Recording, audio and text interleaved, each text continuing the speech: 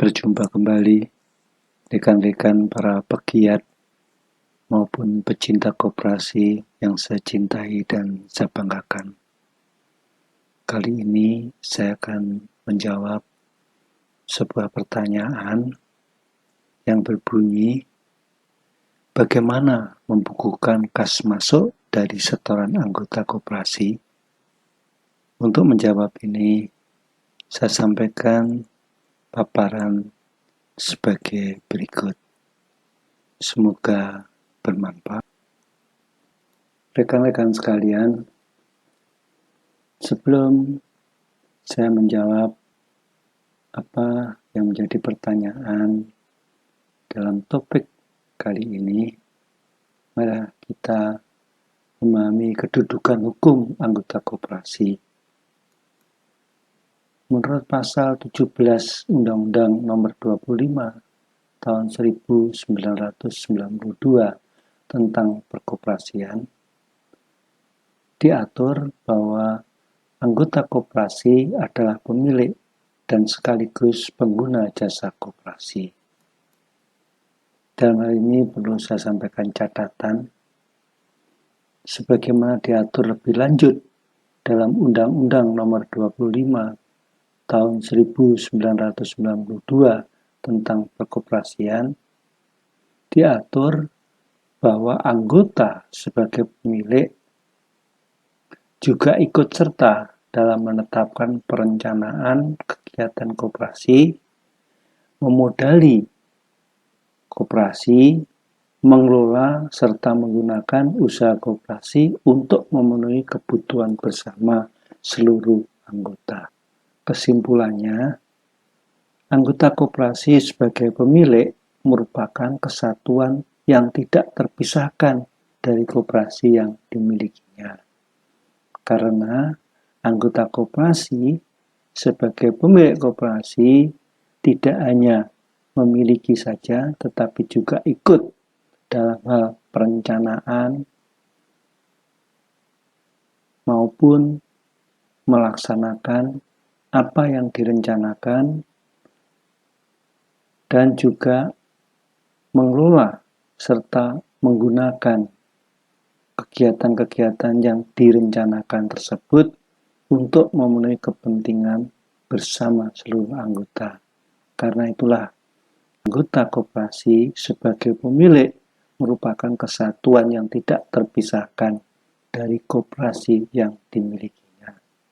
Anggota dan koperasi merupakan sebuah kesatuan yang tidak dapat dipisahkan satu sama lain.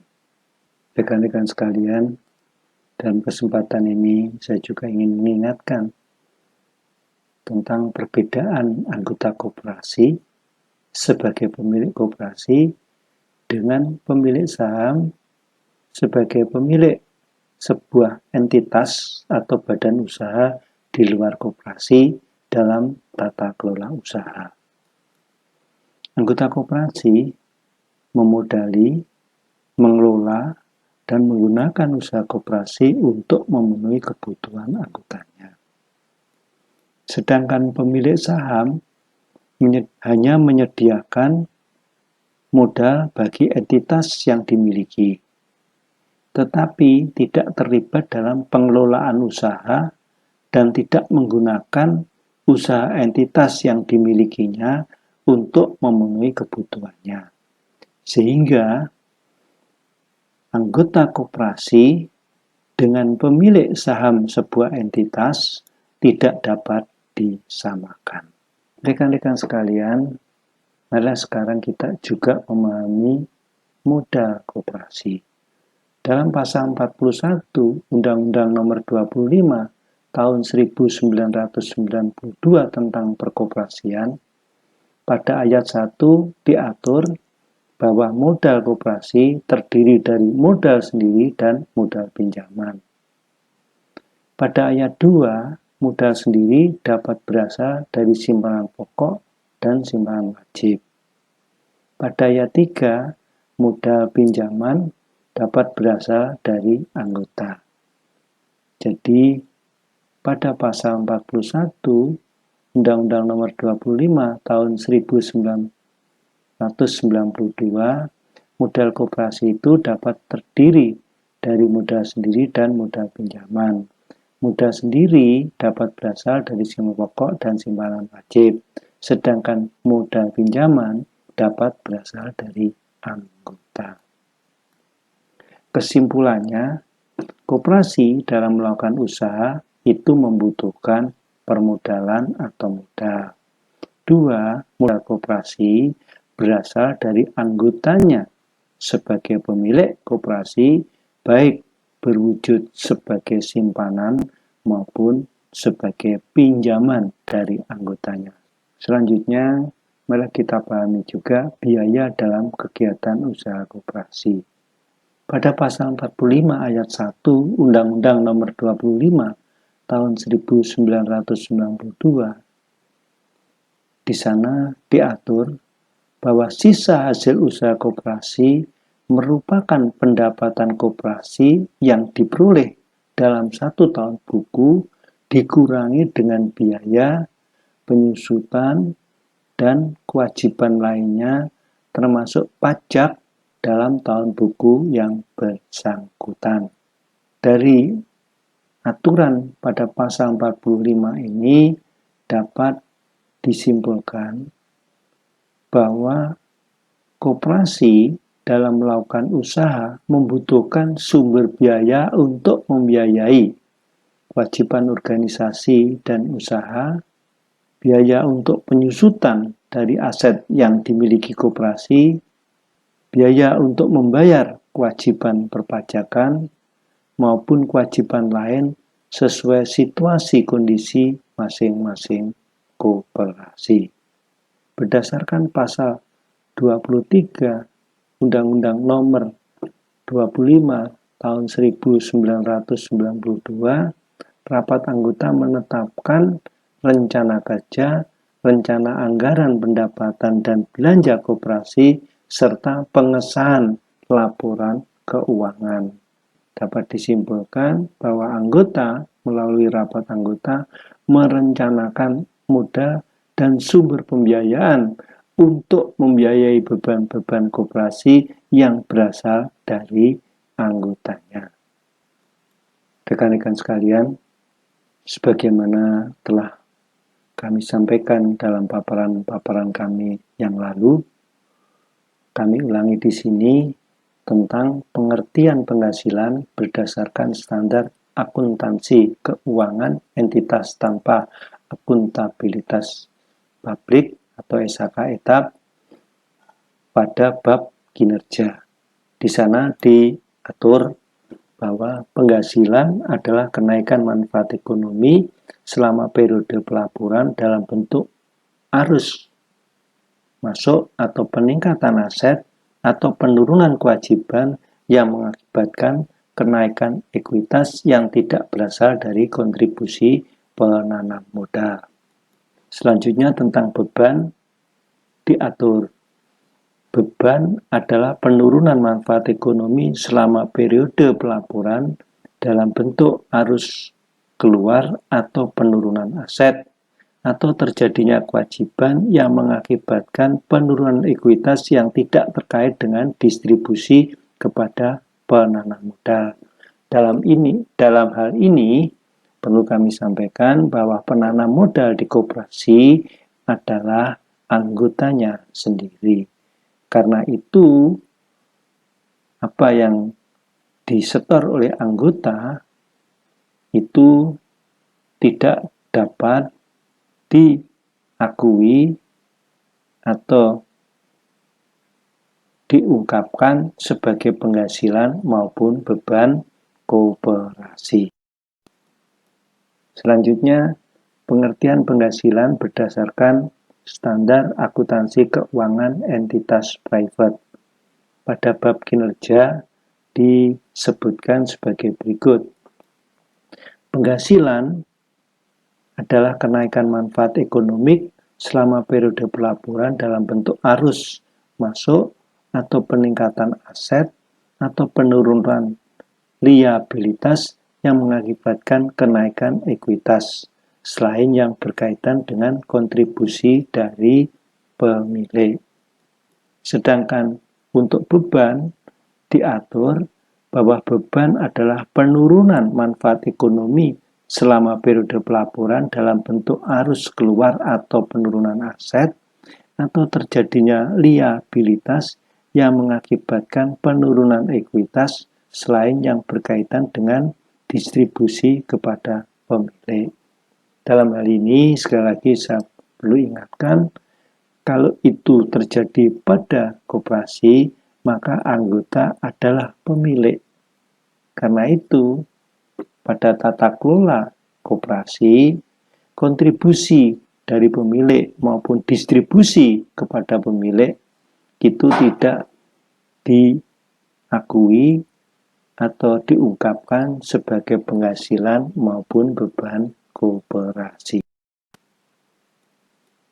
Rekan-rekan sekalian, selanjutnya malah kita memahami pada lampiran 1 Peraturan Menteri Koperasi nomor 2 tahun 2024 tentang kebijakan akuntansi koperasi.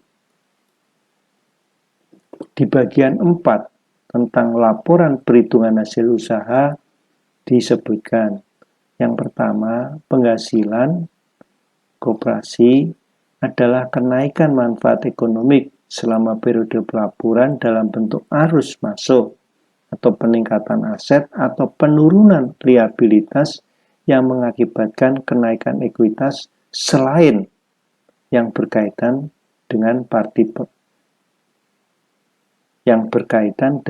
partisipasi modal dari anggota. Saya ulangi sekali lagi. Selain yang berkaitan dengan partisipasi modal dari anggota. Sedangkan pendapatan adalah arus masuk bruto dari manfaat ekonomi yang timbul dari aktivitas normal koperasi selama satu periode pelaporan jika arus masuk tersebut mengakibatkan kenaikan ekuitas yang tidak berasal dari partisipasi modal dari anggota. Selanjutnya, dalam lampiran 1 Permenkop nomor 2 tahun 2024 berkaitan dengan beban diatur sebagai berikut. Beban adalah penurunan manfaat ekonomi selama suatu periode pelaporan dalam bentuk arus kas keluar atau depresi aset atau terjadinya liabilitas yang mengakibatkan penurunan ekuitas selain yang berkaitan dengan pembagian SHU kepada anggota. Dari pengaturan pada lampiran 1 Permenkop nomor 2 tahun 2024 ini, apabila dikaitkan dengan ketentuan dalam SHK etap maupun SHK EP, dapat dipahami hal sebagai berikut. Yang pertama, penghasilan koperasi bukan yang berasal dari setoran anggota. Yang kedua, beban koperasi bukan yang dikeluarkan untuk anggota, seperti untuk mengembalikan simpanan anggota atau hak-hak anggota untuk mendapatkan manfaat dari SHU koperasi. Jadi sekali lagi, berkaitan dengan penghasilan, maka penghasilan koperasi bukan yang berasal dari setoran anggota, sebagaimana itu diatur dalam lampiran 1 Permenkop nomor 2 tahun 2024 maupun dalam SHK etap dan SHK EP. Selanjutnya, perlu kami sampaikan bahwa dalam tata kelola keuangan koperasi, baik itu dengan prinsip konvensional maupun prinsip syariah, di sana memang sudah diatur bahwa penghasilan koperasi bukan dari anggotanya. Rekan-rekan sekalian, sekarang berkaitan dengan apa yang telah kita pahami bersama tentang ketentuan maupun aturan-aturan di atas, bagaimana membukukan setoran kas sebagai modal. Setoran kas dari anggota yang disetor sebagai modal itu diakui sebagai simpanan anggota. Baik itu simpanan sebagai ekuitas atau modal sendiri yang diposisikan atau diposkan dalam rekening simpanan pokok, simpanan wajib, atau simpanan lain yang ditetapkan sebagai ekuitas oleh koperasi berdasarkan keputusan rapat anggota. Yang kedua, simpanan non-ekuitas. Simpanan non-ekuitas ini terdiri antara lain dengan simpanan sukarela atau simpanan lain, varian simpanan lain yang diputuskan bersama sesuai dengan situasi dan kondisi masing-masing koperasi. Rekan-rekan sekalian, simpanan sebagai ekuitas maupun simpanan non-ekuitas ini dalam laporan keuangan koperasi dilaporkan dalam neraca. Sekarang bagaimana membukukan setoran kas sebagai sumber pembiayaan yang berasal dari anggota. Setoran kas anggota yang digunakan atau diakui sebagai sumber biaya itu dipakai untuk sumber biaya memenuhi kewajiban koperasi. Yang kedua, sumber biaya untuk membayar beban-beban penyusutan atau untuk menyediakan beban penyusutan. Yang ketiga, untuk membayar kewajiban pajak. Rekan-rekan sekalian, sumber biaya ini sebagaimana yang kita pahami dari aturan-aturan di atas tidak dibukukan sebagai penghasilan, tetapi dibukukan sebagai sumber biaya dengan nama rekening non-penghasilan. Sumber biaya ini yang tidak diakui sebagai penghasilan yang berasal dari anggota. Rekan-rekan sekalian, sumber biaya yang berasal dari anggota yang tidak dibukukan sebagai penghasilan koperasi ini dilaporkan juga dalam neraca. Rekan-rekan sekalian, untuk membantu memudahkan pemahaman dari apa yang telah kita paparkan bersama di atas, kami sampaikan sebuah fakta empiris sebagai berikut. Ketika ada seorang memiliki mobil, maka bagaimanapun atau apapun yang terjadi, pemilik mobil ini membutuhkan sumber biaya untuk merawat mobilnya. Dari mana sumber biaya itu didapat? Yang pertama tentunya dari pemilik mobil itu sendiri ketika mobil tidak disewakan.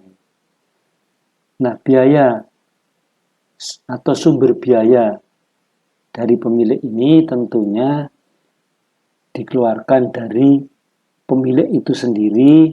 Dalam fakta ini kita sebut sebagai simpanan pemilik. Jadi ketika mobil itu tidak disewakan, maka sang pemilik mobil harus tetap menyediakan sumber biaya untuk merawat mobilnya. Nah, karena dia tidak disewakan, tentunya sumber biaya itu dari dirinya sendiri. Yang dalam fakta empiris sebetulnya itu simpanan dari pemilik mobil itu sendiri. Yang kedua, dari orang lain ketika mobil disewakan. Jadi ketika mobilnya disewakan kepada orang lain, maka sang pemilik mobil akan mendapatkan penghasilan dari sewa mobil itu. Nah, sewa mobil itu tentunya akan dipakai juga untuk sumber biaya merawat mobil yang dimilikinya. Jadi, sekali lagi, rekan-rekan kami ingin sampaikan, ketika seorang memiliki mobil, dia tetap membutuhkan sumber biaya untuk merawat mobilnya. Nah, sumber biaya ini ketika mobil itu dipakai sendiri, tidak disewakan, tentunya sumber biaya itu dari pemilik itu sendiri. Dalam paparan ini saya sebut sebagai simpanan dari pemilik itu. Yang kedua, sumber biayanya didapat dari orang lain ketika mobil itu disewakan. Jadi ketika mobil itu disewakan, maka sang pemilik mobil akan menerima penghasilan dari hasil sewa mobil itu. Nah, penghasilan dari sewa mobil itu tentunya juga dipakai sebagai sumber biaya untuk merawat mobil yang dimiliki. Kalau hal ini kita terapkan dalam tata kelola usaha koperasi, maka sumber biaya yang dari anggota memang tidak tepat dibukukan sebagai penghasilan. Karena penghasilan itu adalah sesuatu nilai yang didapat dari orang lain. Nah, rekan-rekan sekalian, mungkin dengan paparan fakta empiris ini akan bisa dipahami. Sumber biaya itu bisa berasal dari pemiliknya sendiri atau dari orang lain ketika mobil yang dimiliki dalam contoh ini disewakan kepada orang lain. Selanjutnya kami sampaikan juga sebuah fakta empiris yang terjadi dalam tata kelola koperasi keseharian. Setoran kas anggota itu merupakan sumber biaya yang dipakai untuk membiayai kegiatan koperasi yang kita namakan simpanan pembiayaan. Ini yang terjadi. Jadi penulis menemui ada koperasi setoran anggota untuk sumber pembiayaan tidak diakui sebagai penghasilan tetapi diakui sebagai simpanan dari anggota yang dinamakan simpanan pembiayaan. Penalarannya kenapa diberikan nama simpanan pembiayaan? Karena yang pertama, setoran itu tetap milik anggota. Karena tetap milik anggota, maka dinamakan simpanan. Dua, apabila terjadi saldo simpanan, maka akan dibagikan lagi kepada anggota. Jadi ketika simpanan pembiayaan sudah dikumpulkan di koperasi dan dikurangi dengan beban-beban yang harus dikeluarkan, maka apabila terjadi saldo simpanan, maka akan dibagikan lagi kepada anggotanya. Karena itu dinamakan simpanan yang tetap menjadi milik anggota. Yang ketiga, dinamakan simpanan pembiayaan karena pada dasarnya digunakan untuk membiayai kegiatan koperasi, di mana biaya ini berasal dari anggotanya sendiri, tidak dari bukan anggota. Yang keempat, rekan-rekan sekalian, penamaan rekening simpanan pembiayaan sebagai pengakuan dari sumber biaya yang didapat dari anggota. Yang keempat, tidak ada larangan untuk membuka sumber biaya dari anggota sebagai simpanan pembiayaan. Sampai saat ini tidak ada regulasi, ketentuan, atau standar akuntansi yang melarang bahwa sumber biaya yang berasal dari anggotanya sendiri itu diakui sebagai simpanan pembiayaan. Rekan-rekan sekalian, dari apa yang telah kami uraikan dalam uraian yang sederhana di atas, dapatlah kita memberikan jawaban dari pertanyaan bagaimana membukukan kas masuk dari setoran anggota koperasi. Yang pertama, kas masuk dari setoran anggota dibukukan sebagai modal dengan pos rekening sebagai simpanan dengan segala variannya dan laporannya disampaikan dalam neraca. Yang kedua, kas masuk dari setoran anggota dibukukan sebagai sumber pembiayaan untuk membiayai beban koperasi dengan pos rekening sebagaimana contoh di atas, sebagaimana fakta empiris yang kami sampaikan di atas, diakui sebagai simpanan pembiayaan dari anggota dan laporannya disampaikan dalam neraca. Kas masuk dari setoran anggota tidak dibukukan sebagai penghasilan koperasi, sebagaimana juga berlaku pada entitas lain di luar koperasi bahwa setoran dari pemilik entitas tidak dibukukan sebagai penghasilan entitas. Ketika ada koperasi yang dalam perkembangan saat ini menerapkan prinsip syariah dalam tata kelolanya, di sana juga diakui bahwa yang berasal dari anggota itu tidak diakui sebagai penghasilan, tetapi diakui sebagai modal koperasi. Rekan-rekan sekalian, apabila ada penyempurnaan dari jawaban atas pertanyaan bagaimana membukukan kas masuk dari setoran anggota koperasi sebagaimana dipaparkan di atas, dipersilahkan menulis di kolom komentar dan akan diterima dengan lapang dada. Untuk memahami lebih lanjut dari jawaban di atas, kami mohon berkenan melihat paparan lain yang terkait dengan topik